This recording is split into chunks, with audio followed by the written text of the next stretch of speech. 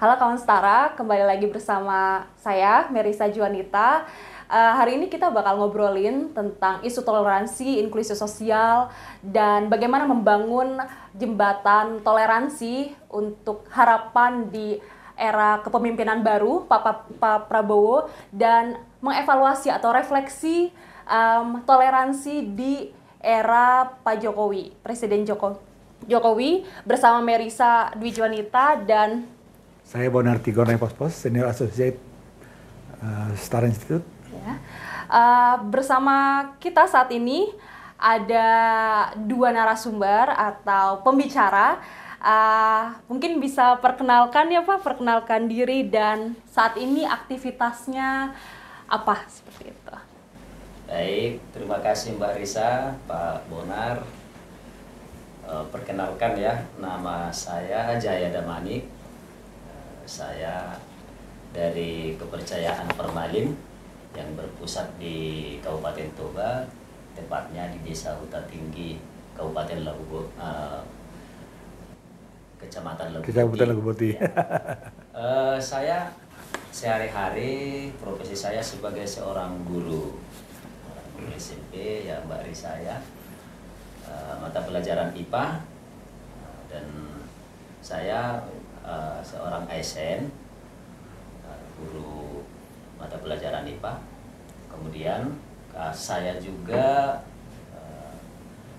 aktif di organisasi internal ya Permalim atau Punguan Permalim namanya, sebagai pengurus juga di sana, pengurus inti, termasuk juga di organisasi Majelis Luhur Kepercayaan Terhadap Tuhan Yang Maha Esa Indonesia. Ya. Saya termasuk salah satu presidium di Dewan Musyawarah Pusat atau di MLKI, ya. Mbak Risa.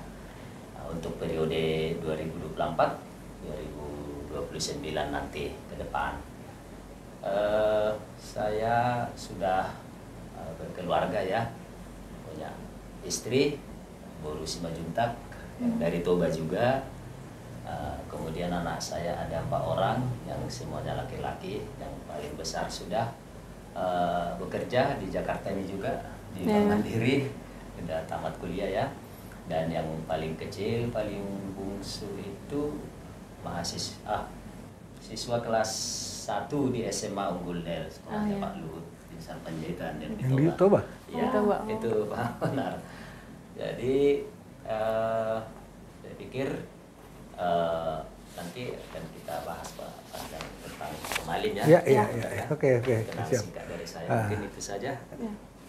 Silakan. Siap. Baik, terima kasih yang sebesar-besarnya untuk Setara Institute ya, yang menghadirkan kita berdua di sini dengan Pak Jaya Damanik dan juga Mbak Risa dan Pak Bonar. Perkenalkan, nama saya Poltak Sirait. Saya salah satu warga Permalim Huta Tinggi Leguboti. Saya berdomisili di Simalungun. Kegiatan saya sehari-hari adalah sebagai seorang guru honor di salah satu SMK Yayasan Islam TP Yalasana di Pematang Bandar, Kabupaten Simalungun. Saya mengampu mata pelajaran bahasa Inggris dan saya juga sebagai penyuluh mata pelajaran kepercayaan di SMP Negeri 1 Bandar, Kabupaten Simalungun.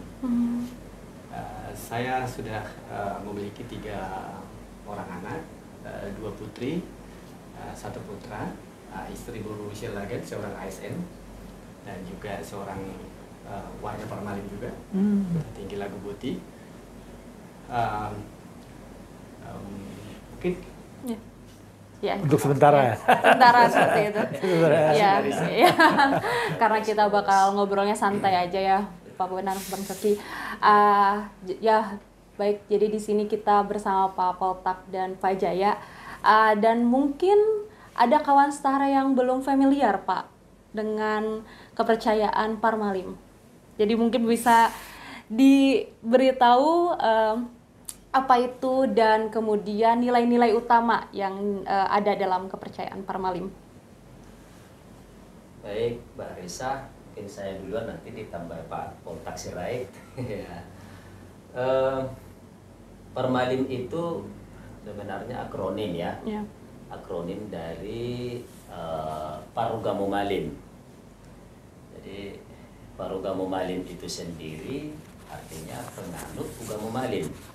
Jadi nama lembaga kepercayaannya, ya kita katakan lembaga lah ya, namanya sebenarnya Ugamo Malin. Ugamo Malin ya. Ya, Ugamo Malin, dan penganutnya itu disebutlah Parmalin atau Par Ugamo Malin, begitu.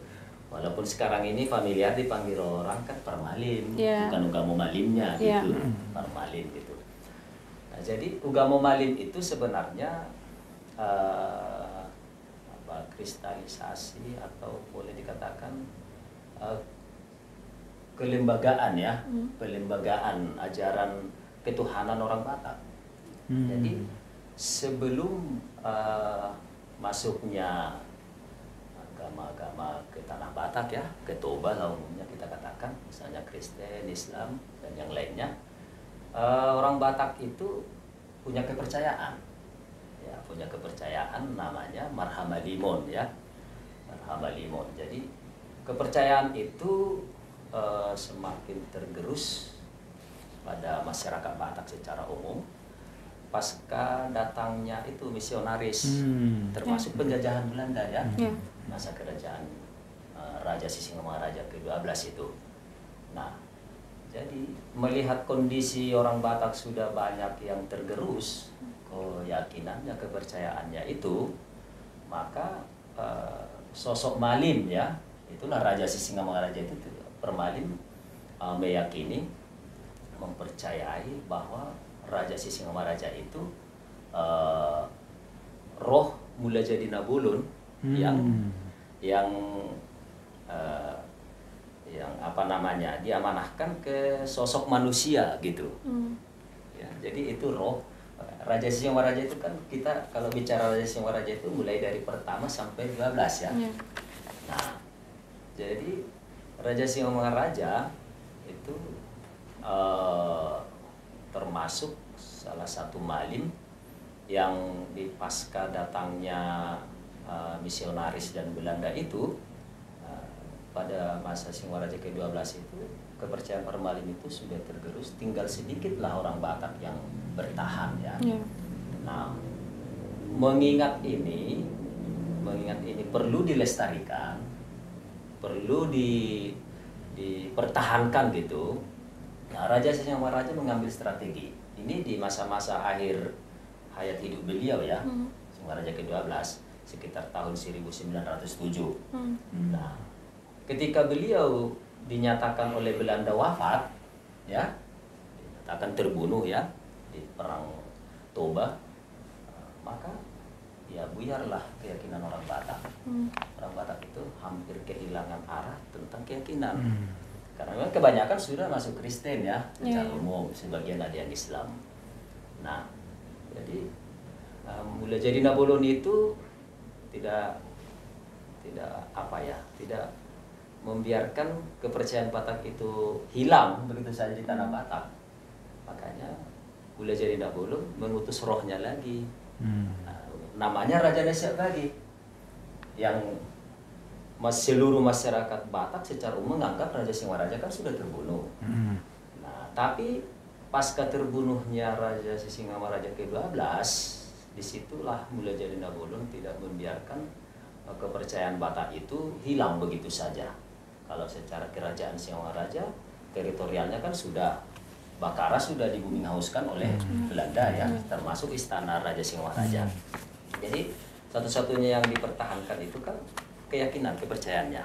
Nah, diutuslah rohnya namanya Raja Nasiak Bagi tadi, yang kebanyakan orang melihat ya bahwa Raja Nasiak Bagi itu ya Raja Sisingamangaraja gitu. Orang melihat seperti itu. Nah, di mana itu dilihat mereka ketika Raja Nasiak Bagi sering bersama dengan Raja Mulia Nyai Pospos. Raja Mulia Nyai Pospos itu murid salah satu perbaringin dari Raja Sisingamangaraja. Itu ada surat sahabnya. Di Parmalim ada dokumennya. Nah, beliau itu sangat setia, dan ternyata Raja Sisingamangaraja itu tahu gitu ya, kalau Raja Mulia Nyai Pospos itu sangat setia dengan rajanya, gurunya Sisingamangaraja, dan beliau lah dijumpai Raja Nasiak Bagi. Ya kita katakan penjelmaan ya terserahlah ya, tapi sosok itu dilihat orang Batak secara umum seperti itu. Alasannya kenapa? Raja Mulia sering ditangkap Belanda karena ada laporan Raja Mulia bersama Raja Singaraja gitu. Nah, saya lihat misalnya, saya melihat Raja Mulia bersama Raja Singaraja, sehingga Belanda mengejar gitu. Dan terbukti Raja Mulia itu 3 atau 4 lebih lah masuk keluar penjara ya. Ketika diisukan bersama, ditangkap, dipenjarakan, diinterogasi, tidak bisa dibuktikan, lepas lagi. Nah begitu. Kemudian selang berikutnya lagi ada yang melapor lagi, ditangkap lagi, diinterogasi, tidak bisa dibuktikan, lepas lagi gitu. Nah begitulah selama ini ternyata sosok tadi Raja Nasihat Bagi tujuannya itu untuk melembagakan ini kepercayaan orang Batak ini. Nah, mulailah dilembagakan bersama Raja Mulia, muncullah namanya Ugamo Malin. Di situ. Yaitu sekitar ya pasca tahun 1907 lah. Nah, itu berjuang Raja Mulia Nyai Pos-Pos itu didampingi Raja Nasihat Bagi tadi ya, sosok tadi berjuang untuk mendirikan Balai Pasugitnya Raja Singaraja di Huta Tinggi Laguboti, menggantikan Balai Pasugit yang sudah dibakar Belanda di Bakara. Nah, sebelumnya tempat yang di Huta Tinggi ini sudah ditunjuk oleh Raja Sisingwaraja ke-12 sebelum wafat, ya. Karena beliau kan roh mulai jadi beliau tahu kalau apa yang akan terjadi ke depan kan gitu. Sudah diamanahkan kian ke Raja Mulia, kelak dirikan di sini Balai Pasugitku. Ya, kenapa Raja? Kok saya dirikan? Kau nanti tahu jawabannya gitu. Oleh Raja Singaraja ke-12. Ini di awal-awal ya sekitar tahun 1907 lah ya. Nah, sebelum Raja Singaraja ke-12 wafat sudah didirikan. Gak jadi didirikan gitu kan, karena memang Raja Mulia punya alasan kepada Raja Singaraja pada saat itu, mana sanggup saya. Ya saya kan orang kecil, tidak orang besar. Artinya masih banyak murid Raja Singaraja yang lebih hebat kan gitu. Perbandingan banyak dulu, banyak. Termasuk muridnya Raja Nasihat Bagi tadi bukan hanya Raja Mulia, ada beberapa mereka. Nah, Raja Mulia menolak, nggak sanggup. Saya nggak sanggup itu Raja. Yang Raja amanahkan itu kemungkinan nggak sanggup saya lakukan itu. Cari yang lain aja gitulah. Makanya Raja Nasihat Bagi selang beberapa tahun mengajak Raja Mulia itu mengunjungi semua muridnya Raja Nasihat Bagi, murid Sisingaraja ke-12 ya, dikunjungi, ternyata nggak dikenal lagi, udah lupa gitu. Nah terakhir itu ceritanya panjang ya, itu mungkin ada sesi khusus untuk cerita itu kalau boleh ya. Sejarah panjang nah, ya. sejarah Ya. panjang itu. Nah Baik. singkatnya ketika Raja Mulia bersama Raja Nasihat Bagi sudah berkunjung semua dan sudah tidak ada lagi yang mengamalkan nilai-nilai itu ya, kepercayaan Batak itu, maka Raja Mulia pun nggak berani menolak lagi. Udah diterimanya amanah itu. Nah sejak diterima amanah itu, udah Raja Nasihat Bagi sosok itu nggak nampak lagi, Mbak Risa, nggak nampak lagi. Nah lalu tapi pesan itu sudah disampaikan kepada Raja Mulia supaya Raja Mulia lah meneruskan.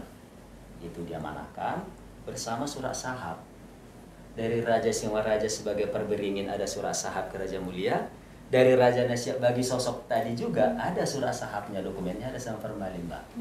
Ada surat sahabnya. Surat sahab itu kalau sekarang mungkin surat keputusan ya. Iya. Pakai stempel ya.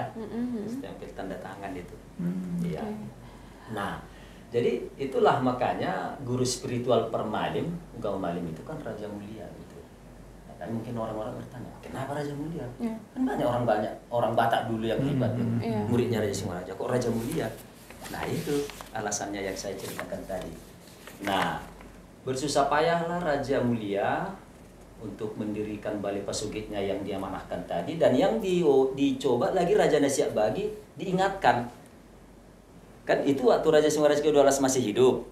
Oleh Raja Nasihat Bagi tadi diingatkan, apakah maaf kamu sudah jadi mendirikan yang saya pesan.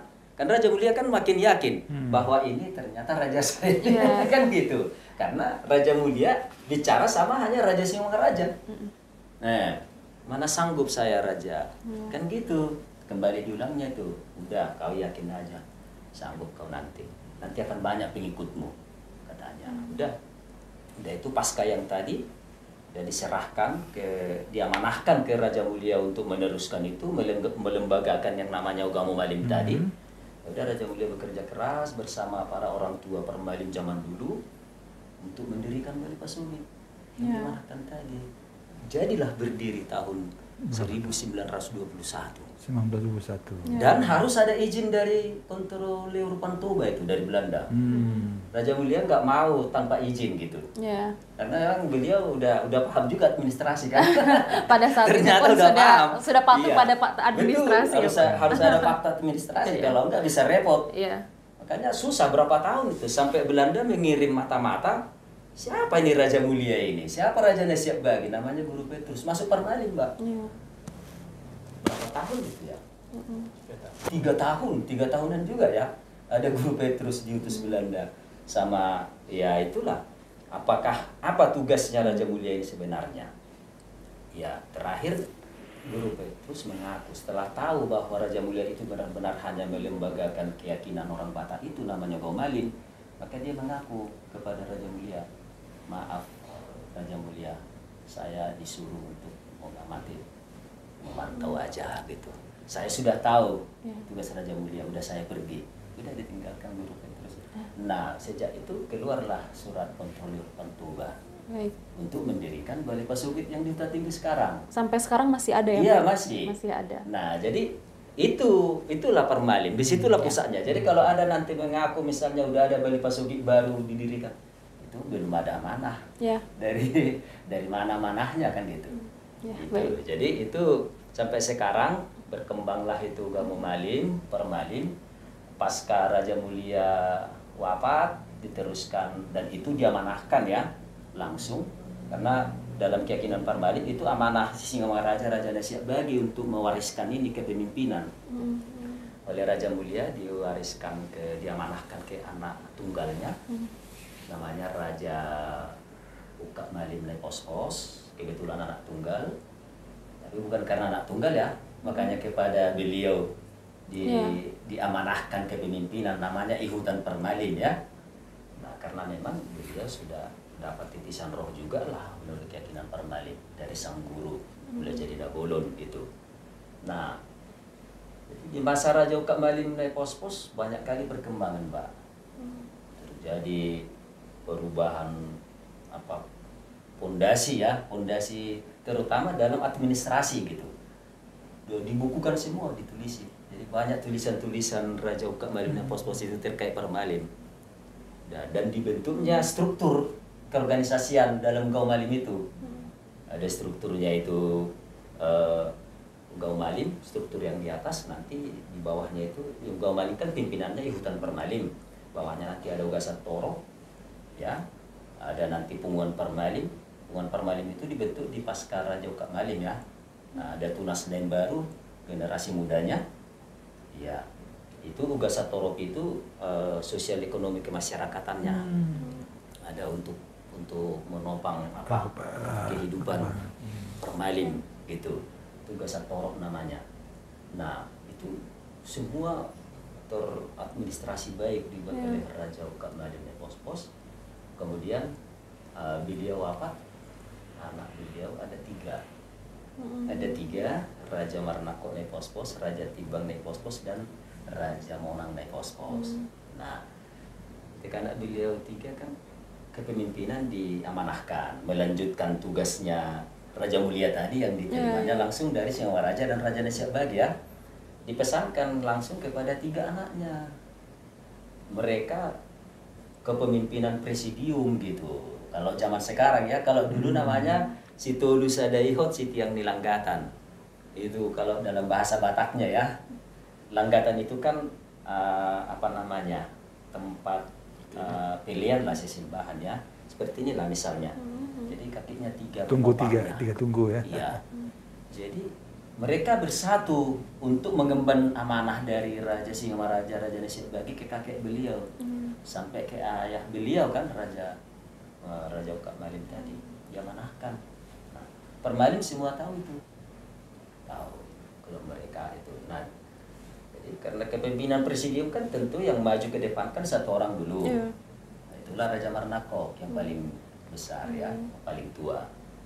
Nah, terus ketika masa kepemimpinan Raja Marnakok Nepospos itu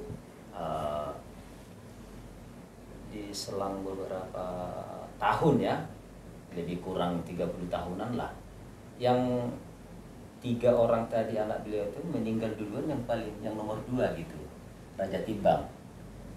Ya, jadi Raja Timbang wafat, tinggallah Raja Marnakok dan Raja Monang. Nah, ketika Raja Marnakok wafat, tentu kan yang jadi kepemimpinan presidium kan tinggal satu, Raja Monang. Nah, di sini waktu peralihan ini ya, istilah terjadi polemik dalam Permalim ini, yang mungkin kita sudah tahu ya. Iya. Jadi kemudian muncul polemik yang ada yang mengatakan bahwa amanah si Tulus Sadaihot, si Tiang Wilanggatan itu tidak benar adanya gitu ya. Kepemimpinan harus ke sini ya, bermacam corak lah ya. Corak. Dan terakhir ya Raja Monang Nepospos tetap memegang amanah dari Raja Ukak Malim ya, sehingga beliau meneruskan walaupun ada beberapa warga Permalim itu sudah meninggalkan Galimasugi Huta Tinggi Labu Putih lah. Mungkin nanti bisa kita cari informasinya begitu. Tapi yang jelas Permalim yang ada sekarang yang dipimpin oleh Raja Monang itu memang itu sekitar 40 cabang di seluruh Indonesia.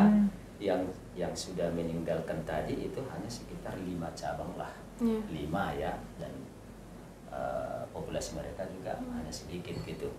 Nah itu kami Permalim meyakini itu ada Hahomion. Hahomion itu artinya rahasia ya, rahasia sang guru lah. Sisi Raja Siap Bagi kenapa harus terjadi?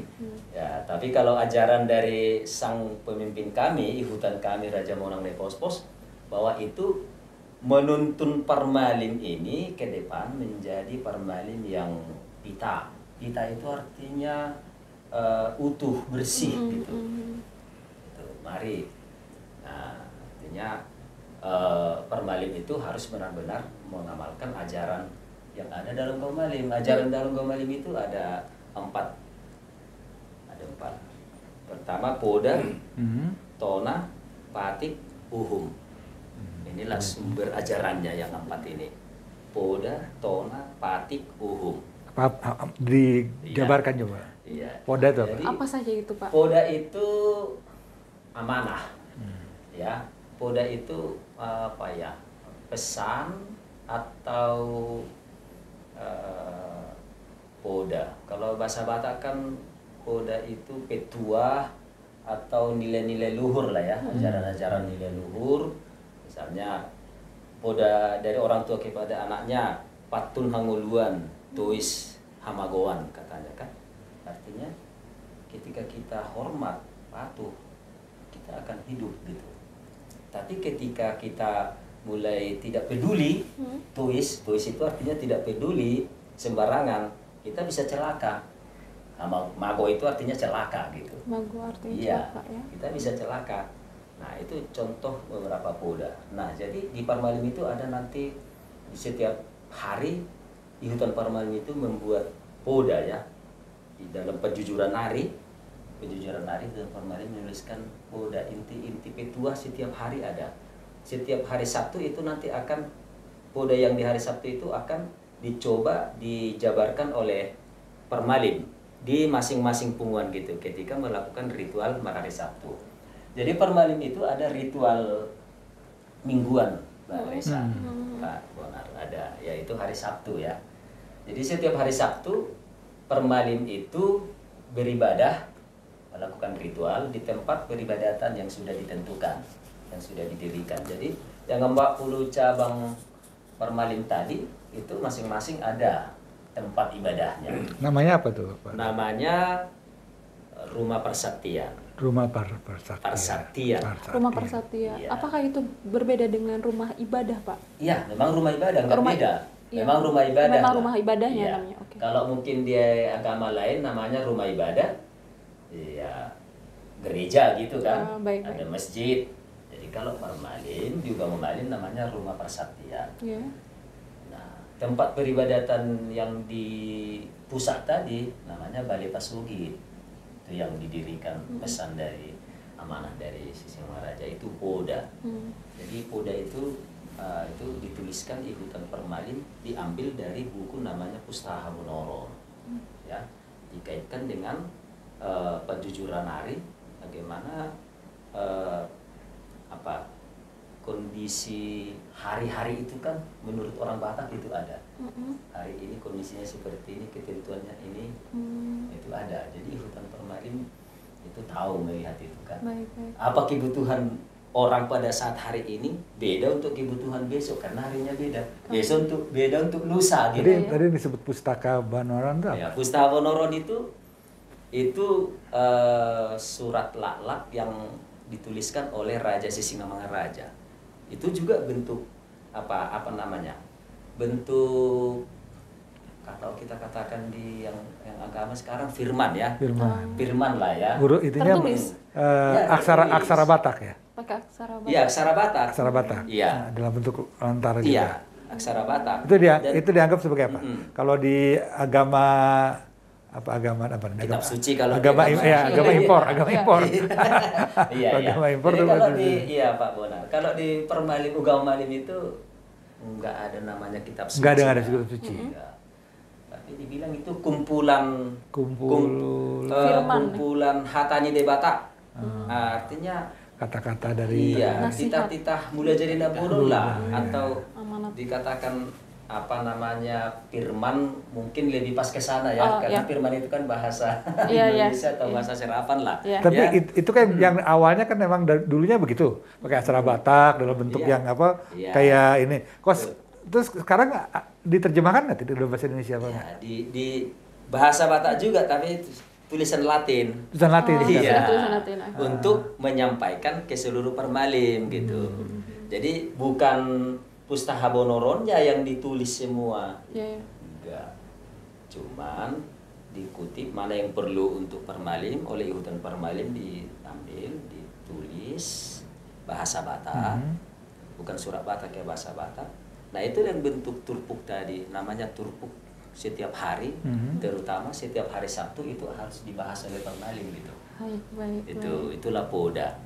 Oh, itu yang Poda. Iya. Yang kedua, tiga, empatnya? Tambah yang Poda sama lima. Iya. Lima. Jadi ada nanti Poda Hamalimun lagi itu udah ditulis dalam tulisan Latin juga ya. Ada bukunya gitu. Nah, yang kedua Tona. Tona. Tona itu ini yang paling pas memang amanah pesan ya. Nah, jadi mulai terbentuk manusia pertama si Raja Hetmanisia itu langsung dipesan oleh Mula Jari Nabulun kepada mereka gitu. Ada pesan. Nah, jadi kepada kami Permalim juga ada itu pesan. Tapi pesan itu tidak Mula Jari Nabulun langsung lagi ya. Tentu melalui itu tadi malimnya. Iya. Kalau mungkin di orang di agama yang lain namanya apa namanya itu? Pesan. Nabi. Ya nabi Iya, ya. iya. Kalau di orang Batak malim, kalau di mungkin nabi, Nabi ya. ya, Iya. iya. Iya nabi. Nabi Rasul seperti Betul. itu ya. Nah, Untuk menyampaikan. jadi di orang Batak kan juga ada nabinya sebenarnya ya. Termasuk Raja Singwaraja tadi. Iya, baik, baik. Namanya Malim. Nah, jadi dari Malim ini ada beberapa pesan yang harus dilaksanakan oleh Permalim gitu. Baik. Lalu kemudian Yang ada ketiga? Patik. Pati. Patik itu sebenarnya aturan ya. Aturan. Aturan atau tata cara lah. Tata cara gitu, ada aturan-aturan gitu. Misalnya salah satu patik Nunggal Malim. Patik Nunggal Malim itu tertulis ya. Dan ditulis oleh Raja Ukak Malim itu. Pada masa Raja Ukak Malim lah itu ditulis dalam tulisan Latin ya. supaya bisa dibaca oleh seluruh umat Permalim gitu. Nah, itu ada 23 butir, Pak Bonar, Mbak Esa. 23 butir ya. Butir pertama sampai butir ke-23. Butir pertama 1, 2, 3 itu, yang 23 itu dibedakan jadi 3 kelompok. 5 kelompok ya, 5 kelompok. Kelompok pertama itu namanya bagian menyuruh, masuru ya. Jadi ya perintah lah. Jadi butir 1, 2, 3 itu perintah. Permalim itu diperintahkan pertama mengucap syukur kepada Mulia Jadi Nabulun. Memuji Mulia Jadi Nabulun, bagian puji-pujian lah itu kan. Nah, jadi puji-pujian. Bagian menyuruh tadi ya, memuji Mulia Jadi, disuruh memuji Mulia Jadi Nabulun. Yang kedua, disuruh pasangan raja dan menyayangi sesama manusia, maka holongi dengan colma. Menyayangi sesama Iya, manusia. sesama manusia itu. Jadi pasangan raja itu maksudnya pemimpin itu harus dihormati. Iya. Karena dalam ajaran kaum alim pemimpin itu adalah yang diutus oleh Mulia Jadi Nabulun ya. Iya. Walaupun Baik. kadang di dalam sistem demokrasi kita agak beda Ya. itu. Tapi Iya. esensinya Iya, sama esensinya ya. Sebenarnya Iya. harus begitu kan. Benar-benar menarik Iya. Pak. Terkait menyayangi sesama manusia ini mungkin bisa kita korelasikan dengan toleransi ya. Iya. Dengan toleransi, adakah nilai-nilai yang implementasikan gitu dari tadi yang menyayangi sesama manusia tersebut di Penghayat Parmalim? Iya, jadi itu butir kedua tadi kan menyayangi sesama manusia itu dijabarkan lagi bagaimana menyayangi sesama manusia. Songo kolong nerohaniba di diri niba, songo nima holong nerohatu dongan. Bagaimana kita menyayangi diri kita, begitulah kita menyayangi teman. Baik. Itu ajarnya Ya. gitu. Iya, artinya ya kalau bagian menyayangi itu kalau salah ya katakan salah, kalau benar katakan benar. Objektif ya Pak ya? Objektif Ya. harus begitu memandang teman Ya. orang gitu. Iya. Yang keempat tadi Iya. Terus yang terakhir tadi patik tadi Patik, ya, biar jangan patik. tinggal ya. Oh, iya, patik. Bagian pertama tadi kan bagian masuru, Masuru, perintah. iya. Ada 3. Pertama disuruh memuji, mengucap syukur. Yang kedua pasangan raja menyayangi sesama teman. Yang ketiga disuruh giat bekerja.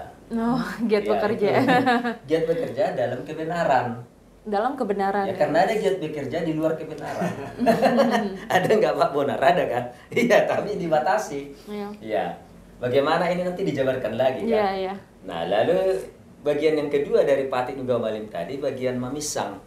memisang apa? Memisang itu melarang. Melarang. Ada beberapa hal yang memang dilarang, nggak jadi, nggak boleh gitu. Iya. Misalnya, manakko naso jadi, mencuri nggak boleh. Atau nggak bisa gitu, nggak bisa, bukan nggak boleh. Mencuri nggak bisa gitu ya. Apapun ceritanya kan. Nah, yang kedua, misalnya membunuh manusia nggak bisa. Nah, dan seterusnya itu ada sekitar 11 butir nanti. Ya, terus ada lagi nanti bagian yang ketiga itu bagian paingoton. Paingoton itu artinya mengingatkan. Iya, ajaran-ajaran itu sudah ada, tapi diingatkan. Misalnya, kita tidak bisa menghina orang miskin. Ya, semua orang kan udah tahu itu, Yeah. tapi kita diingatkan. Iya, kita nggak bisa menyesatkan orang. Ya, misalnya ada orang yang tidak paham sesuatu, dia minta pertolongan, kita sesatkan nggak boleh, itu dosa, melanggar patik itu. Yeah, yeah, yeah. Nggak bisa menyesatkan orang, Yeah. gitu. Nah, terus bagian yang keempat, Panadayon. Di situ juga diperkenalkan kepada, ya mungkin ini untuk anak-anak Permalim lah ya, yang belum paham tentang ajaran, siapa itu Mulia Jadi Nabulun. Siapa itu Malim? Raja Nesia. Bagi siapa itu? Di situ diperkenalkan. Terus bagian puji-pujian lagi. Ucap syukur lagi terakhir gitu. Ya. Jadi Patik Nuga Malim pertama berucap syukur, terakhir juga berucap syukur gitu. Itulah kehidupan Ya. Permalim itu. Ya, Selalu dimulai bersyukur. dan diakhiri Iya, dengan ucap syukur ya Pak ya. Gitu. Ya, Itulah menarik. Patik Nuga Malim. Dan yang Keempat, tadi adalah uhum. uhum. Ya, uhum itu adalah tatanan atau aturan yang harus dilakukan ya, dan itu sudah tertentu. Kalau di Ugama Malim itu ada 7 aturan yang sudah dituliskan yang harus wajib dilakukan oleh Permalim. Walaupun ada nanti aturan-aturan tambahan lagi ya, yang memang dilakukan orang-orang tertentu gitu. Yang 7 itu merari Sabtu. Itu tadi ibadah setiap mingguan hari Sabtu. Itu wajib dilakukan Permalim, nggak boleh tidak. Iya, nggak boleh nggak merari Sabtu gitu. Nah, yang kedua Martutuaik.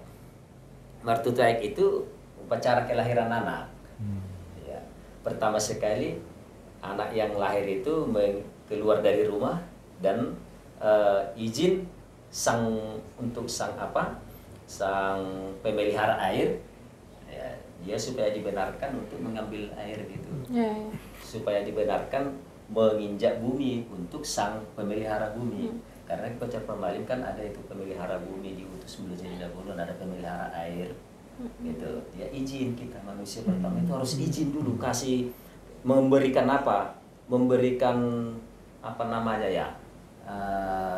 bukti tanda izin sesembahan namanya. Kalau ke sang pemelihara tanah tadi Naga Paduhan Nyaji diberikan itak gurgur kan. Kalau ke sang pemelihara air diberikanlah itu borusan yang naga, diberikanlah anggir. Anggir itu jeruk purut. Jadi jeruk purut itu sangat berguna bagi Permalim. Nggak bisa, sangat berguna itu.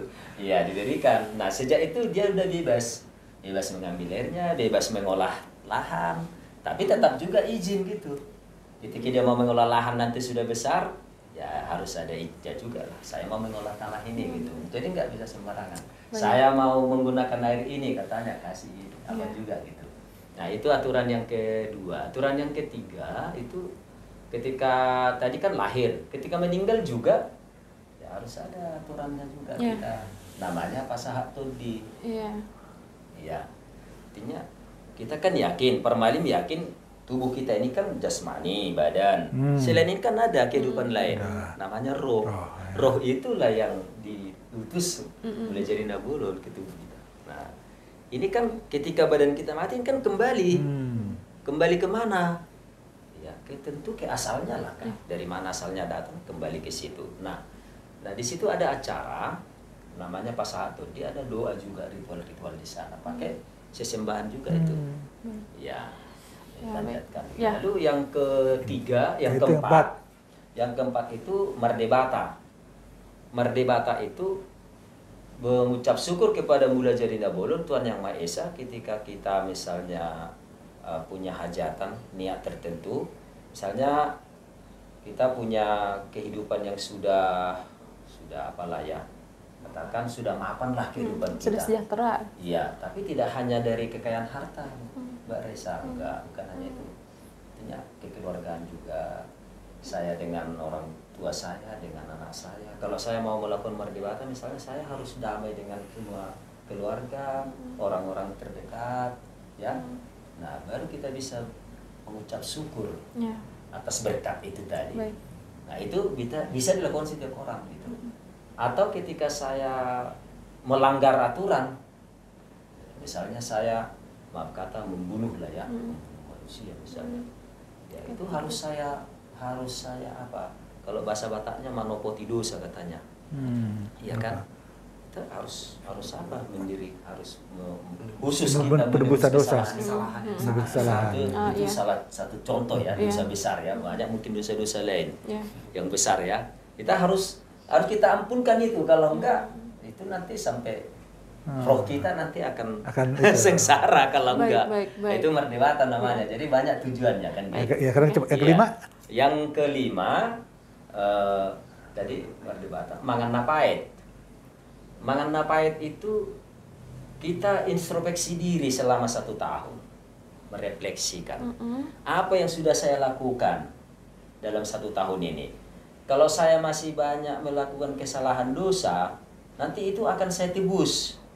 Saya tebus di akhir tahun itu.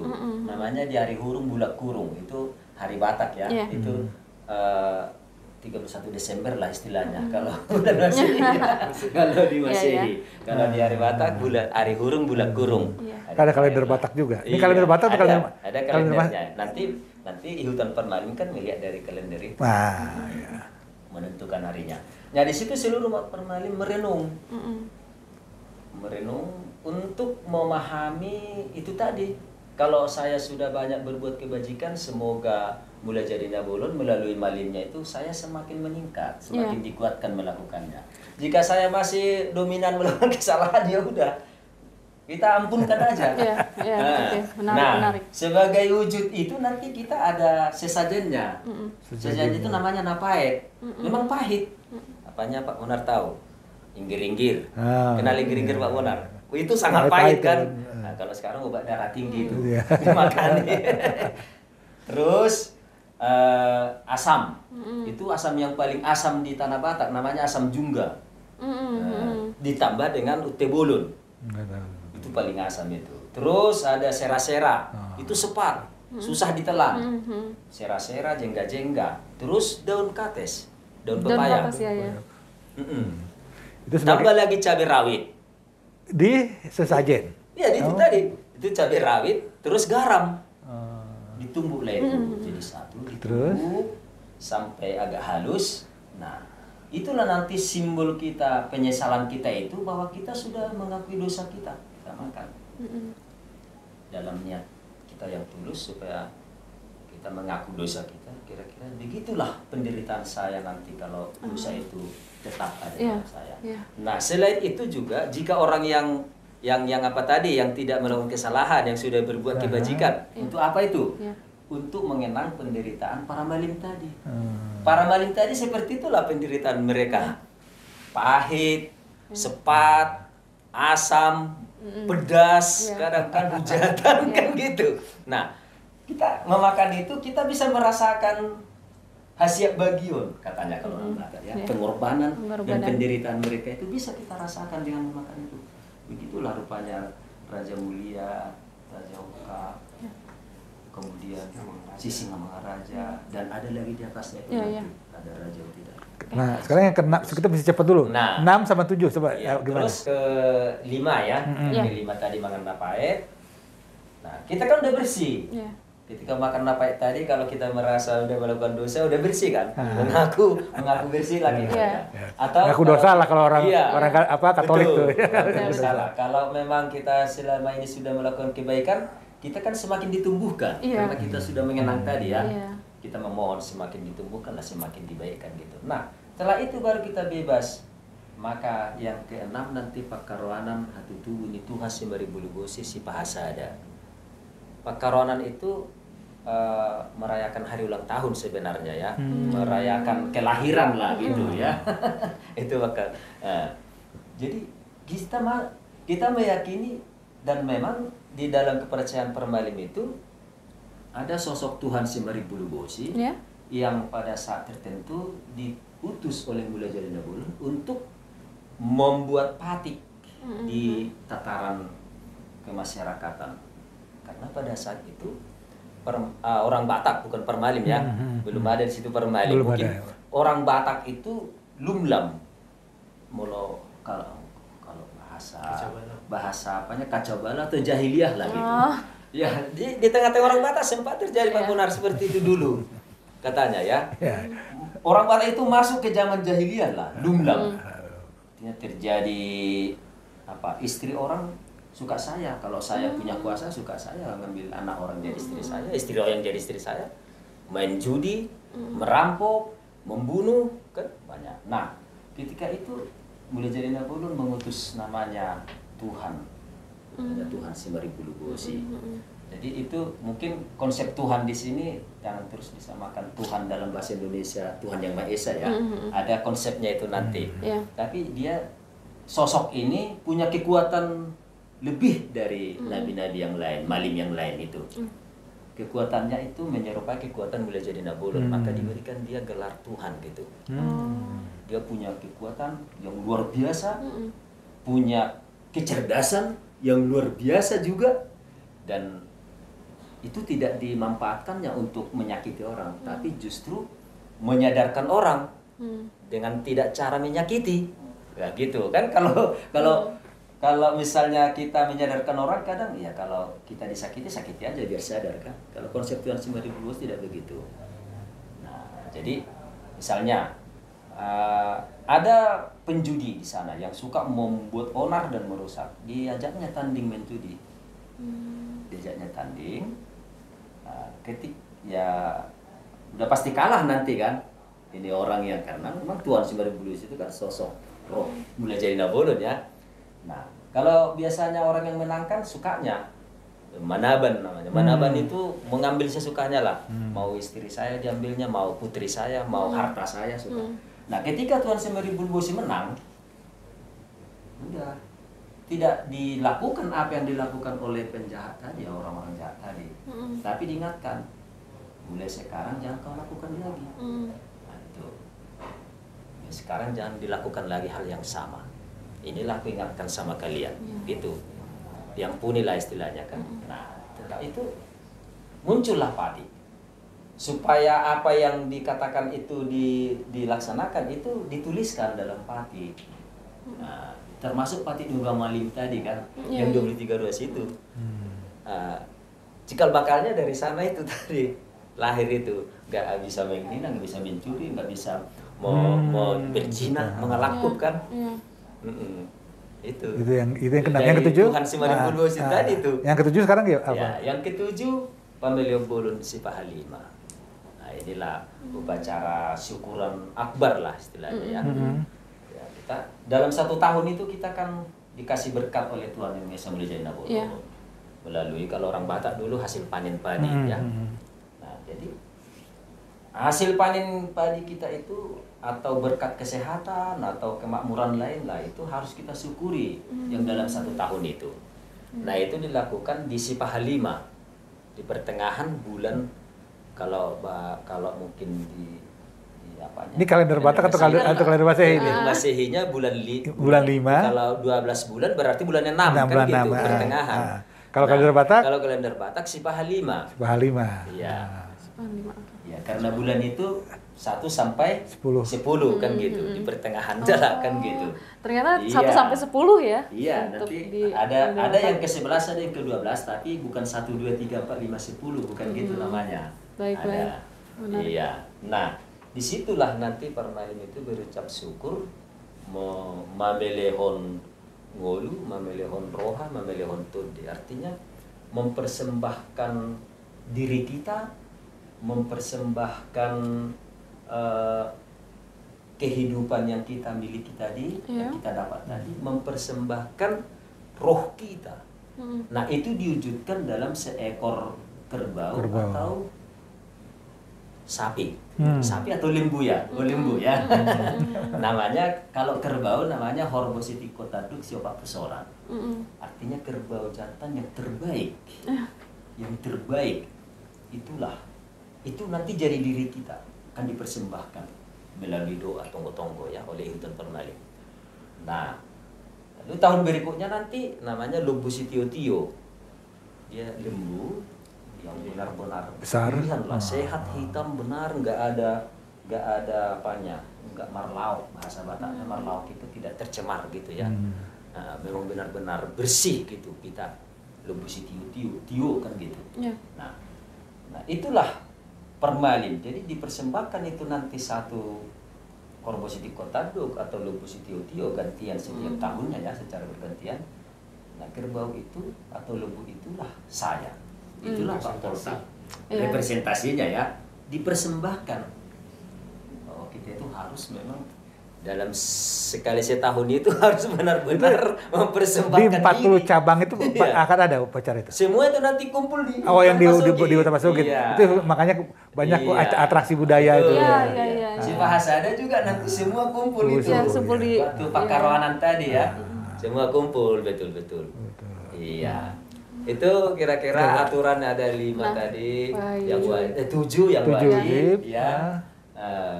Kemudian ada nanti aturan tambahan lagi ya, mungkin bisa di cara lain ada pemasukan pernikahan.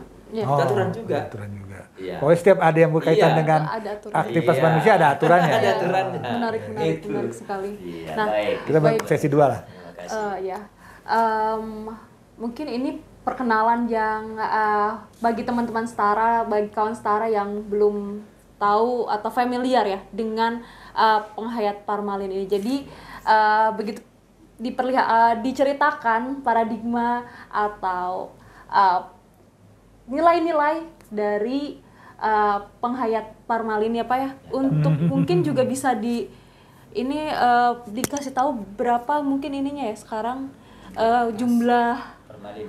ya Parmalim.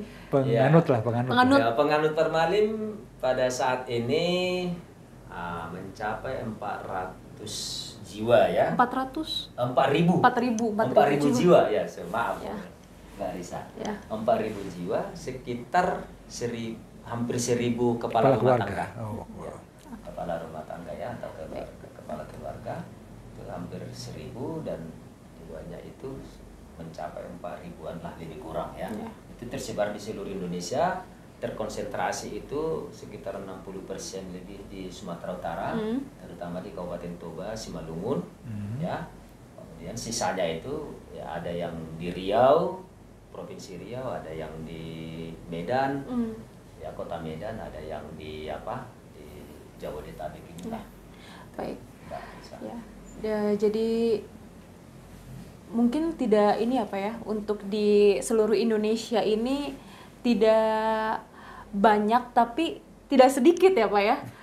Tidak karena memang benar. tidak banyak tapi tidak sedikit dan Iya. ini istimewa sekali karena jarang ada pembicaraan atau pembahasan. Makanya tadi kita dengerin gitu ya. Iya, iya, benar, Sambil Mbak kita juga belajar Iya. tentang sejarah, bahkan tadi juga sempat disinggung tentang Raja Sisingamangaraja 12 ya, yang menjadi pahlawan Indonesia. Bagaimana nasional. perjuangan yang telah dilakukan itu sangat kita hargai dan diteladani sampai sekarang. Kawan setara, tadi kita sudah perkenalan dan mempelajari untuk sejarah Parmalim. Selanjutnya kita akan ketemu untuk di sesi selanjutnya tentang refleksi di era Jokowi, kemudian dan harapan untuk era Prabowo toleransi. Dadah!